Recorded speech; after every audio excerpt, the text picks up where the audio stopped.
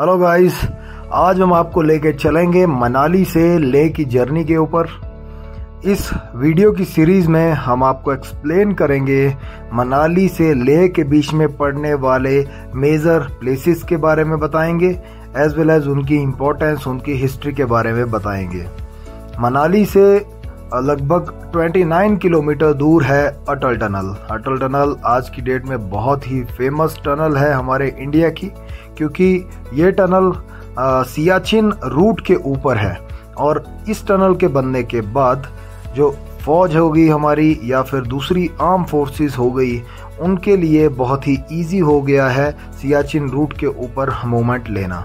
तो अटल टनल दोस्तों लगभग 9 किलोमीटर की है। टनल के बीच में वीडियो बनाना अलाउड नहीं है, so and again national security की वजह से हमने इसके बीच का वीडियो बिल्कुल शॉर्ट कर दिया था, तो आपको दिखाया नहीं। अटल टनल के बाद हम तुरंत जो ब्रिज आता है उसके पास पहुंचते हैं।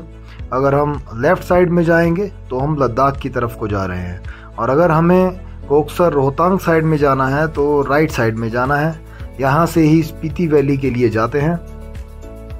मौसम इस पार अटल टनल की तरफ आने के बाद बहुत ही सुहावना हो जाता है, क्योंकि हम डायरेक्टली लाहौल डिस्ट्रिक्ट में एंट्री करते हैं, जहां मनाली के पहाड़ आपको हरे भरे दिखाई देंगे।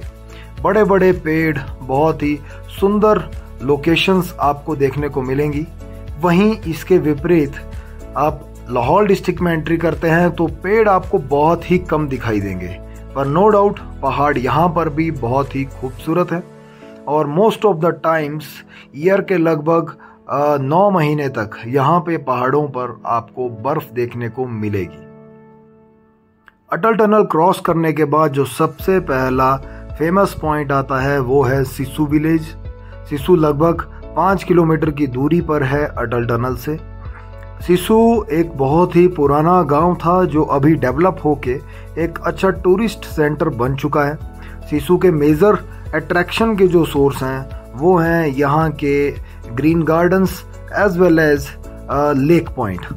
लेक पॉइंट पे इस समय वाटर स्पोर्ट डेवलप हो चुका है, और वहाँ पे आप बोटिंग, जिप लाइनिंग जैसे स्पोर्ट्स काफ़ी रीजनेबल प्राइसेस में कर सकते हैं। साथ ही यहाँ से वाटरफॉल का भी बहुत ही खूबसूरत नज़ारा देखने को मिलता है, जो कि समर्स में वाटरफॉल की तरह आपको देखने को मिलेगा, एज वेल एज विंटर्स में पूरा फ्रीज हो जाता है, जिसे देखने का अपने आप में ही एक मजा है। सिसु का पुराना नाम ख्वालिंग था। यहाँ पे जो नदी बहती है, इस नदी का नाम है चंद्रा नदी।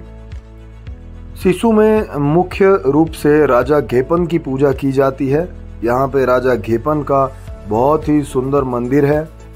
राजा घेपन यहाँ के लोकल देवता हैं। हिमाचल में देवी देवताओं की पूजा का एक बहुत ही अच्छा प्रचलन है, और लोग काफ़ी धार्मिक किस्म के यहाँ पे होते हैं। यहीं पर चंद्रा नदी के किनारे वाटर स्पोर्ट फैसिलिटी को डेवलप किया गया है। फैसिलिटी के सामने ही बहुत सुंदर वाटरफॉल है जिसका पालदेन लामो धार नाम है।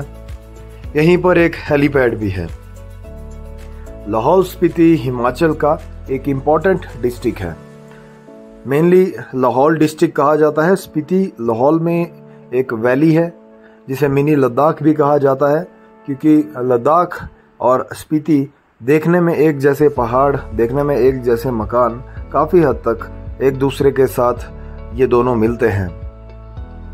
लाहौल वर्ड लाहा प्लस आउल इन दोनों शब्दों से बना है, जिसका मतलब है कंट्री ऑफ गॉड्स, यानी कि देवताओं का देश। पुराने समय में ये धरती आम लोगों के लिए उतना ओपन नहीं थी। यहाँ के निवासी देवी देवताओं की बहुत पूजा करते थे, और कहा जाता था कि देवी देवता यहाँ पर लोगों के साथ में आम तौर पर संपर्क में रहते थे। लाहौल डिस्ट्रिक्ट में बुद्ध धर्म का भी बहुत अच्छा प्रचार हुआ था। पुराने समय से यहाँ पे काफ़ी मोनेस्ट्रीज हमें देखने को मिलती हैं। हर मोनेस्ट्री का अपना एक इतिहास है। समय समय पर लाहौल में फोक कल्चर हमें देखने को भी मिलता है। ट्रेडिशनल डांसेस, ट्रेडिशनल फेस्टिवल्स यहाँ पे आयोजित किए जाते हैं। मनाली से लगभग 55 किलोमीटर की दूरी पर अब हम पहुंचते हैं टांडी के पास। टांडी में चंद्रा और भागा इन दो नदियों का संगम होता है। बारालाचला पास एक बहुत बड़ा पर्वत है जिसके टॉप को बारालाचला पास कहते हैं। इसके दोनों तरफ से चंद्रा और भागा ये नदियां आती हैं और टांडी के पास मिलती हैं। प्राचीन कथाओं के अनुसार चंद्रा चंद्रमा की पुत्री हैं और भागा भगवान सूर्य के पुत्र हैं। इन दोनों में प्रेम हो जाता है और दोनों का विवाह इसी जगह पे हुआ था, इसीलिए इसे संगम भी कहा जाता है। यहाँ से चंद्रा और भागा नदी को चंद्रभागा नदी के नाम से जाना जाता है, जिसे आज की डेट में चिनाब भी कहते हैं।